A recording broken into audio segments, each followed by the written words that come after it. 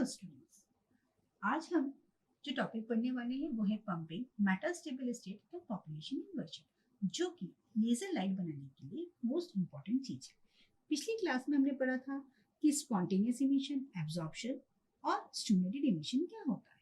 तो last class में हमने देखा था कि स्टिमुलेटेड इमिशन मतलब दो फोटोन एक साथ जब हम रिलीज करते हैं हायर एनर्जी स्टेट से लोअर एनर्जी स्टेट में। अब पंपिंग किसे कहते हैं? पंपिंग का मतलब अगर हम नॉर्मली देखें तो जब हम कोई चीज को लोअर एनर्जी लेवल से हायर एनर्जी लेवल पे दे रहे हैं तो हम कुछ एनर्जी दे रहे हैं उसको ले जाने के लिए। उस स्टेप को हम कहते हैं पंपिंग। अगर हम देखें, अगर आप पानी को नीचे से लिफ्ट करते हो ऊपर तो आपको एक पंप की जरूरत होती है एक्स्ट्रा पुश देने के लिए, ताकि कि वो लोअर स्टेट से ऊपर जा सके।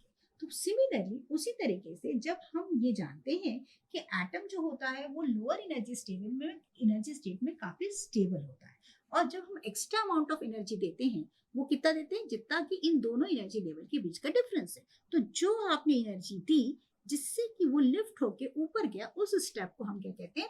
पंप करना, यानी पंपिंग।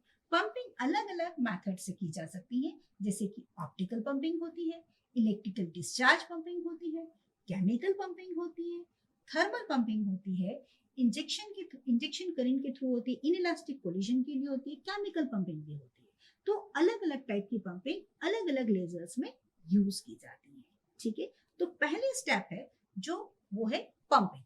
बिना पंप करे, आप बिना एनर्जी दिए और वो एटम उसको एब्सॉर्ब करेगा नहीं तो वो ऊपर जाएगा नहीं। So the first step is pumping. Pumping करने का मतलब हुआ लोअर एनर्जी स्टेट से इतनी अमाउंट ऑफ एनर्जी दी कि वो उसने एब्सॉर्ब किया और हायर एनर्जी स्टेट में चला गया। That is the pumping. अब जब हमने देखा था पिछली क्लास में कि स्टिमुलेटेड इमिशन हमने कराया था, तो फोटोन डाला था हायर एनर्जी स्टेट में जिसे उसने एब्सॉर्ब किया था और वो नीचे आ गया था और दो फोटॉन्स हमको मिल गए थे।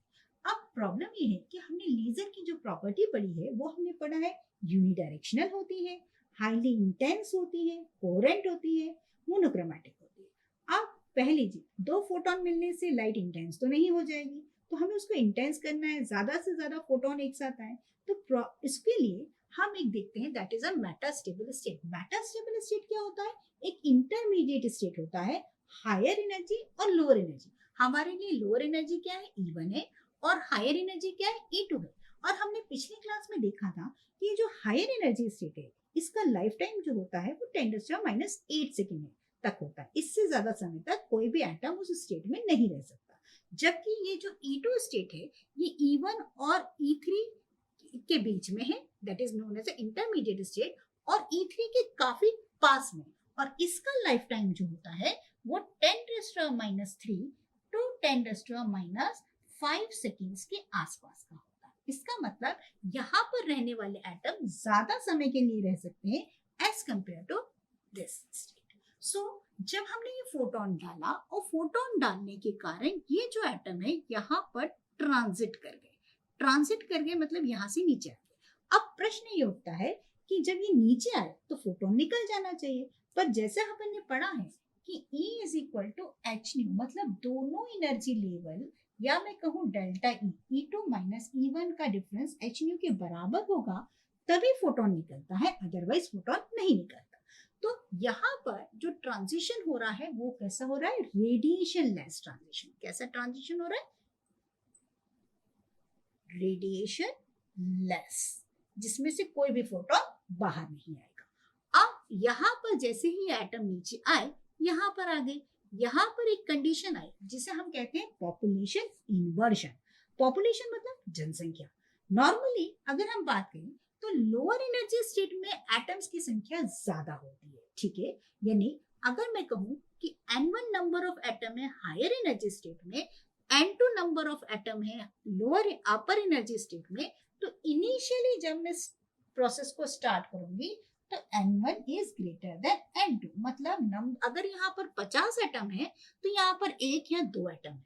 जैसे फोटोन एब्जॉर्ब करेंगे तो सारे के सारे 50 एटम एक साथ ऊपर नहीं जाते, धीरे धीरे करके जाते। तो उस कारण से यहाँ पर जो कंडीशन है वो क्या होती है? एटम्स की संख्या कम होती है। अब मुझे चाहिए हाईली इंटेंस लाइट, मतलब ज्यादा से ज्यादा फोटोन आए, मतलब ज्यादा से ज्यादा एटम एक साथ नीचे आए। तो इसके लिए जरूरी होता है पॉपुलेशन इन्वर्जन, मतलब पॉपुलेशन की संख्या को बढ़ाना, इन्वर्ट करना। मतलब पहले क्या था, लोअर एनर्जी स्टेट में जनसंख्या ज्यादा थी और हायर एनर्जी स्टेट में जनसंख्या एटम्स की कम थी। तो अब मुझे क्या करना है, हायर एनर्जी स्टेट में एटम्स की संख्या को बढ़ाना है और लोअर एनर्जी स्टेट में जनसंख्या को कम करना। मतलब ज्यादा से ज्यादा एटम फोटोन को एब्जॉर्ब करें और पंप होके हायर एनर्जी स्टेट में चले जाए। तो क्या होगा, आपके पास हायर एनर्जी स्टेट में एटम की संख्या ज्यादा हो जाएगी। अब जैसा हमने कहा, मैटर स्टेबल स्टेट वो स्टेट होती है जिसका लाइफ टाइम और नॉर्मली हायर एनर्जी स्टेट से ज्यादा होता है और वो हायर एनर्जी स्टेट और लोअर एनर्जी स्टेट के बीच में होते हैं, यानी इंटरमीडिएट स्टेट।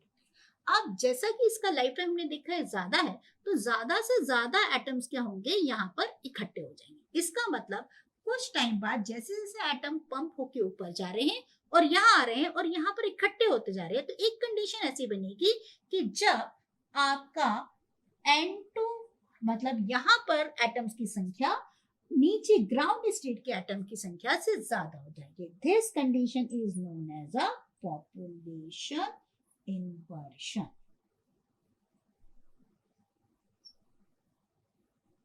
Right?